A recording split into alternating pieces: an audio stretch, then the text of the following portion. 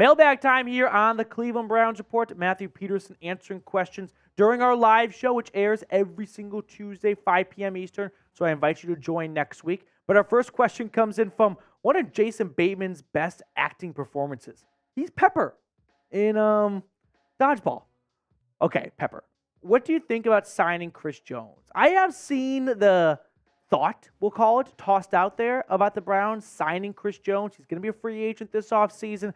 Kind of feels like the Chiefs are ready to move on from Chris Jones, at least not pay him what he's looking to be paid. They were hesitant last year. Now, over the last 4 seasons, Chris Jones has been one of the best interior defensive linemen. I could argue in 2020, he was the single best defensive lineman in football, or at least on the interior side, right? Because it's tough to compare interior defensive linemen to exterior guys. But this past season, a bit of a slight regression in some of the metrics, like sacks went down, tackles went down, tackles for loss went down. But I still think if your bad days are 10.5 sacks and 13 tackles for loss, you are still playing really, really good football. Now, personally, I would be interested in signing Chris Jones. I don't know who wouldn't be. Every man's got a price, and I'm sure Chris Jones has a high price. And I don't know if the Browns are going to be able to swing for that. But if the Browns could be in the neighborhood of what Chris Jones is looking for, man, who's going to say no to Chris Jones and Myles Garrett lining up on the same defensive line? I mean, usually offensive line have to prepare for just Myles Garrett, and we saw the Titans did that last year. They had a tight end just follow Myles wherever he went. But you can't even devote the interior defensive line to helping out with blocking Myles as well because Chris Jones is there and tossing guys like Dalvin Tomlinson and Okoronkwo. Sign me up. I am in. Now, let me know, would you sign Chris Jones? Yes or no? Joshua Miller, let's take a look at the 2024 schedule in the mailbag. Okay, so the schedule of the schedule will not come out until May, but we do know the home and away opponents because that's just a formula based on where you finish in the standings and a rotation of all the divisions in the NFL. But I can't tell you who they are playing home and away. You've got your usual divisional suspects. And then at home, they welcome the Chiefs, the Chargers, the Cowboys, the Giants, and the Dolphins. On the road, they go to Denver back-to-back years, Las Vegas, Philadelphia, Washington, Jacksonville, New Orleans. So except for Las Vegas and Denver, a lot of Eastern time trips and one Central to New Orleans. So the Browns hopefully won't be going to Denver in week 2 and Las Vegas in week 12. Maybe they try and do what they did last year of stay out west, but I don't know if that worked out super well. I mean, they went 0-2 on that road stretch, but those are the schedules. If I'm making a bold prediction, week 1, I know the Browns have a concert at Cleveland Browns Stadium on the Saturday or the Friday or Saturday before week 2. So I'm sensing the Browns are on the road week 2.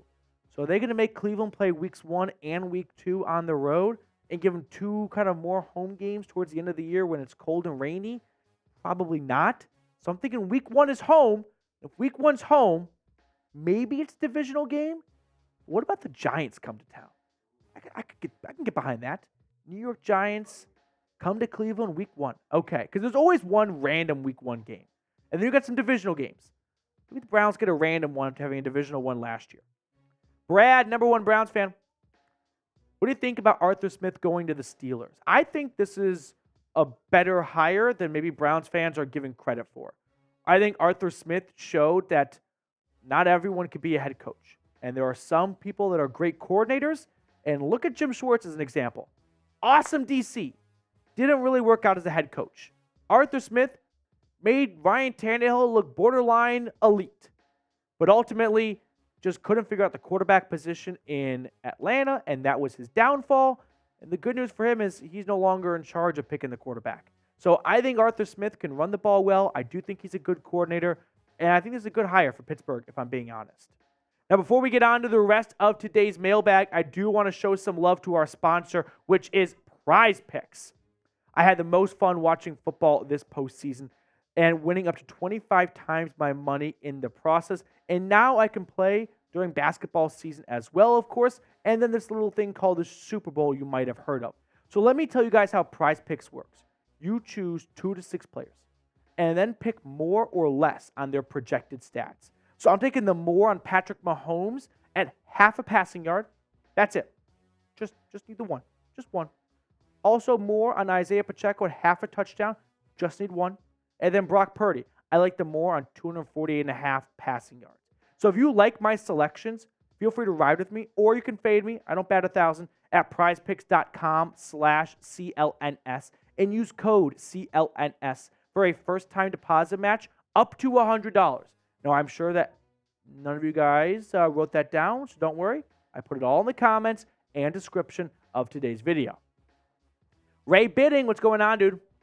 Could the Browns look at Brandon Aiyuk, who will be a free agent? Brandon Aiyuk is not going to be a free agent. Yeah. Well, for starters, I don't think he is a free agent in 2024. Is he? He's got his... Let's look here. I'm 90% confident that Brandon Aiyuk's contract runs through 2024, and then they're going to exercise his fifth-year option. Yeah, he is under contract for 2024 already. So they could look to trade for Brandon Aiyuk, but I think the 49ers want to keep Brandon Aiyuk in San Francisco. Now, having a quarterback who makes $800,000 a year is very nice to build out the rest of your roster, but that's going to catch up to the 49ers when Brock Purdy's rookie contract does come to an end, and he is eligible for an extension after his third season, which is coming up next year. So I think this question is better suited for next offseason. I don't think it gets done this year. I don't think the 49ers move on from Brandon Aiyuk when he still has 1 year left on his rookie contract. Joshua Miller, Brandin Cooks for a fifth. Would we do it? He has decent history with Watson. I don't think it cost you a fifth. What did the Cowboys trade? Can you look that up, Trace? For Brandin Cooks. They traded around this much. And Brandin Cooks is a year older and not as productive as he was the previous season. I think you could likely get Brandin Cooks on the open market if the Cowboys decide to move on from him and save some cap money. So they traded him for a 2023 fifth rounder and a 2024 sixth. So I don't think it cost you that much, Josh. But as for just adding Brandin Cooks in general, I'm not opposed to it.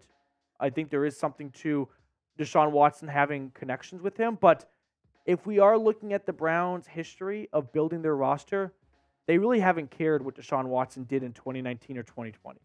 Like, they didn't get DeAndre Hopkins. They didn't get Will Fuller. They didn't get any of his previous coaches. Why is that going to change now? I think they want to continue to evolve and progress, not try and replicate 2020. William Atwell, how big of a question mark is the cornerback position right now? Should we be thinking about the future now? I would say the cornerback room is the best room in the Cleveland Browns locker room. Like Martin Emerson, Greg Newsome, two starting caliber cornerbacks on their rookie contracts for a few more years. Denzel Ward, already locked up. He's on a long-term contract, so you don't have to worry about paying him anytime soon. You got three Pro Bowl caliber corners right there in my eyes. The Browns cornerback room could not be in a better spot.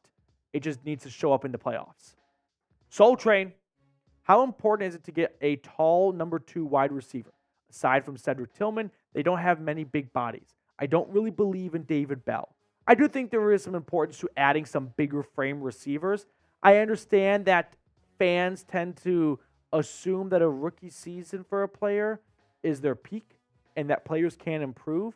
I am still very optimistic that Cedric Tillman can develop and evolve into a starting caliber wide receiver in the league. David Bell kind of came on as of late last season, but I don't think he is someone that is primed to have a bigger role in this offense. So how important is it to get a tall number 2 wide receiver? If we're getting picky, I would say it's pretty important. I know the Browns wanted to add speed this past offseason. Didn't really get anything out of Marquise Goodwin. Probably wanted a little bit more out of Elijah Moore. But maybe the go-to theme this offseason is let's find the next DeAndre Hopkins type of receiver for Deshaun Watson that he can just chuck it up to. Kevin McFlurry. Should the Browns make an attempt to acquire Ndamukong Suh? Ndamukong Suh is not coming back to the NFL. Came back 2 years ago in 2022, halfway through the season to play the Philadelphia Eagles. Didn't he actually join the practice squad of a team this year? Did he join? Can you look up? Did he join the Bills practice squad, or am I thinking of someone else? The Browns, I don't believe, are. I don't think Leonard Fournette. Okay. Yeah, the Browns are not going to acquire Sue. He visited the Dolphins. I kind of remember that. That's what I was thinking of. So, no. And Ndamukong Suh, that we had a fun run with that like 2 years ago. It's over. It's dead. AFX Apocalypse. Okay. AFX, thank you for, I don't know, trying to keep it light, I guess. Cowboys laugh in your face. Lil Beam, what do you think about signing Brandon Powell to be our new wide receiver 4 and return man? I also like DeMarcus Robinson from the Rams. Brandon Powell had a really good season. I thought good stretches for the Vikings last season. We're talking about wide receiver 4. I guess this isn't a spot where I think you have to have a strong opinion.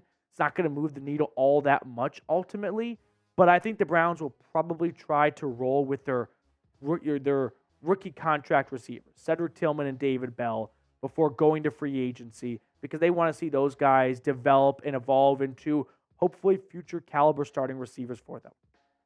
Dog Pound, if Dorsey and Staley are picked by Watson, is his days numbered in Cleveland? Are you saying like drafted by the Browns back in 2017? Or are you saying if Dorsey was the one that traded for Watson and then they fired Dorsey and brought in Andrew Berry? Anytime you get a regime change, there's always going to be questions about the quarterback maybe not being there too much longer since that's not that regime's guy. But I think we sometimes overreact to that. Like if I'm a GM and I'm stepping into a building, the first thing I don't think of is let's gut all the good pieces out. No, that's not a good way to go about conducting a business. You keep your good pieces. So if Deshaun Watson plays well, then I don't think this conversation ever exists. But for now, I wouldn't say his days are numbered. This is just a really difficult hypothetical to answer, dog. All right, we're doing a super chat to wrap up the mailbag before we let you guys get on out of here. Brad, what's going on, dude? Who you want to win, Kansas City or the 49ers? I would like to see the 49ers win. Just kind of getting tired of the Chiefs. I think we all are. And I'm just getting tired of watching Jackson and Brittany Mahomes and Taylor Swift do just skin crawly, and that's putting it lightly, handshakes in the suite. So give me the 49ers. Okay, let's pick a card to wrap up today's mailbag. Trace, what do you want to go with? Going 9 of spades. 9 of spades? Give me 3 of diamonds. There you go. 3 diamonds. Brrrah. Let's see what it is. It is. Get yours in the comment section. Jack of diamonds. Oh. Jack of diamonds. All right, that's going to do it for us on today's show. Thank you so much for taking time out of your day to come hang out with us. As always, you have no idea how much I appreciate it.